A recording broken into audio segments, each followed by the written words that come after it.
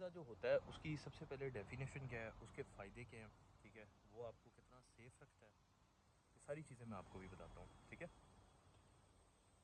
लेकिन वर्क वीज़े के लिए ना आपको थोड़ा बहुत हौसला भी रखना पड़ेगा। पाकिस्तान में एक ट्रेंड चल रहा है कि जैसे वो नहीं होता चट मंगनी पट ब्याह, यानी कि इधर से आपने पैसे दिए हैं, उधर से आप कहते हैं अगले ही 2 घंटे बाद हमें वीज़ा मिल जाए।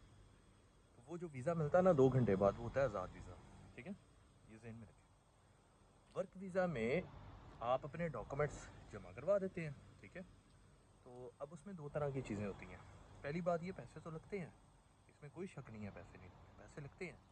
लेकिन पैसे लगाने वाले बंदे पे डिपेंड करता है वो किस तरीके के पैसे लगा रहा है, ठीक है।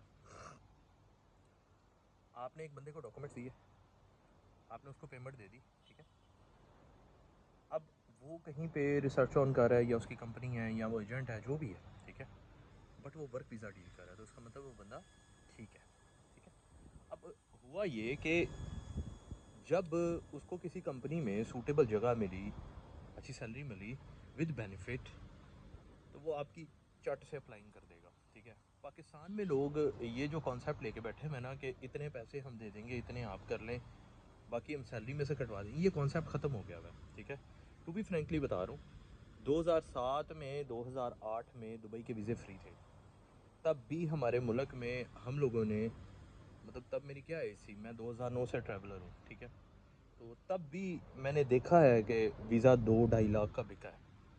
टिकट फ्री होती थी, फ़ोन आ जाता था, अरशद की हाल है, हाँ ठीक है, की बनया टिकट का, हाँ टिकट बड़ी महंगी, पैसे अरेंज करना पे किन्ने दी है, 1.25 लाख दी, कम कर 70,000 रुपया मैनू भेज तो मैं तेरी टिकट करा देना।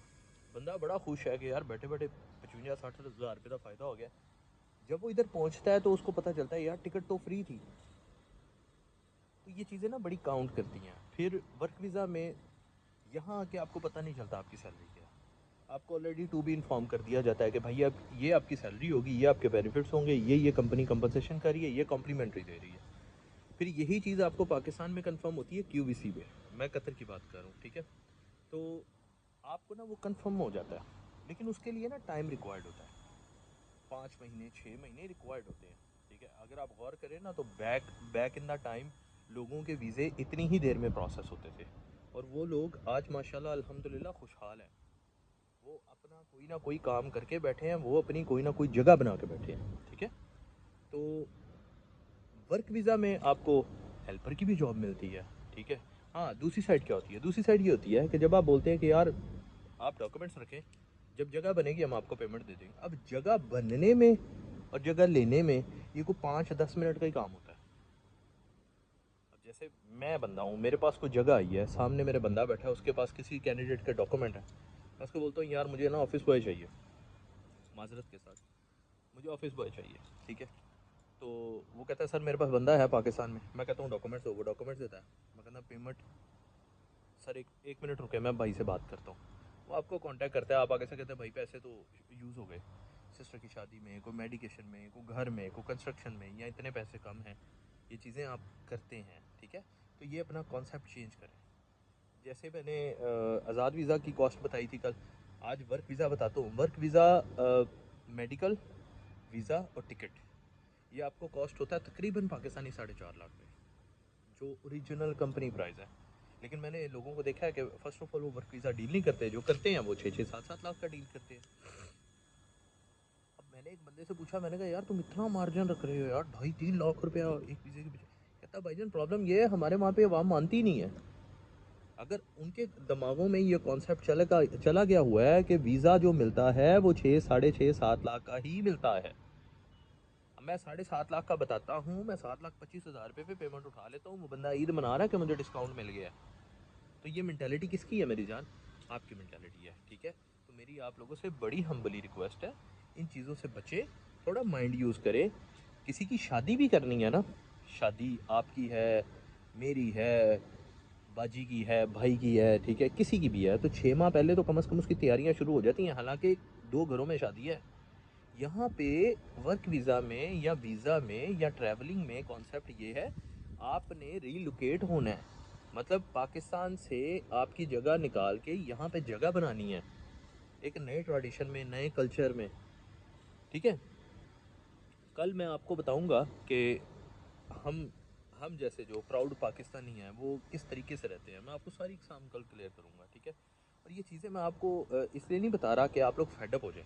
मैं आपको इसलिए बता रहा हूँ कि अगर आपका कोई अपना भी वीज़े पे जाना चाह रहा है तो आपके पास ये इन्फॉर्मेशन हो कि यार सामने वाला बंदा कर क्या रहा है।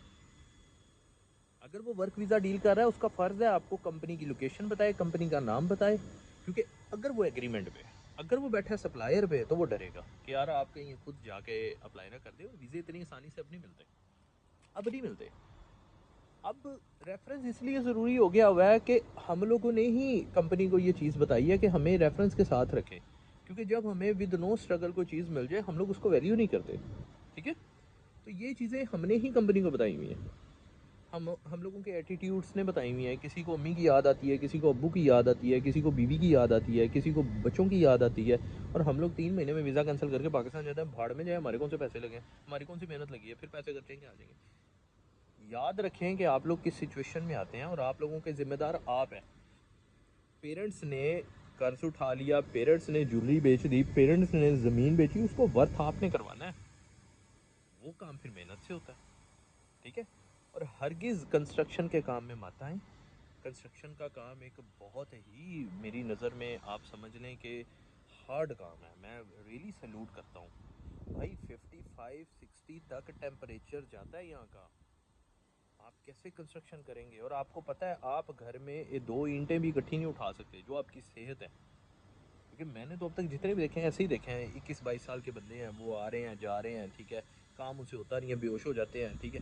हालांकि ये अक्टूबर नवंबर की बात है, मौसम कितना माशाल्लाह चेंज हो गया हुआ है। यहाँ पे भी डेफिनेटली चेंज हो गया हुआ है। हवा थोड़ी ठंडी हो गई है, नमी खत्म हो गई है, पसीना खत्म हो गया है, ठीक है।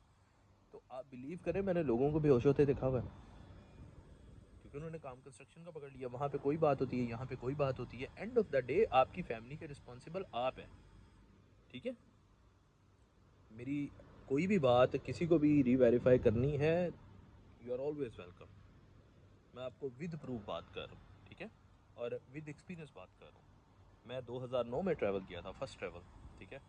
और अल्हम्दुलिल्लाह 2025 ख़त्म होने वाला है, ठीक है। और यही दिन थे जब मैंने पहला ट्रैवल किया था दुबई में। और मेरा अल्हम्दुलिल्लाह चौथा पासपोर्ट है। I have fourth passport going on, fifth will be coming on, ठीक है। तो मैं पूरे एक्सपीरियंस से बात कर रहा हूँ। और मैं आपका टाइम ज़रूर ले लूँ, पर but I am trying my best to give you honest information so that you guys got the शऊर। और ताकि आप लोग कोई भी बेवकूफ़ी ना कर सकें। मुझे पता है मेरे मुल्क के क्या हालात हैं। अल्लाह ताला मेरे मुल्क में भी हालात बेहतर करेगा।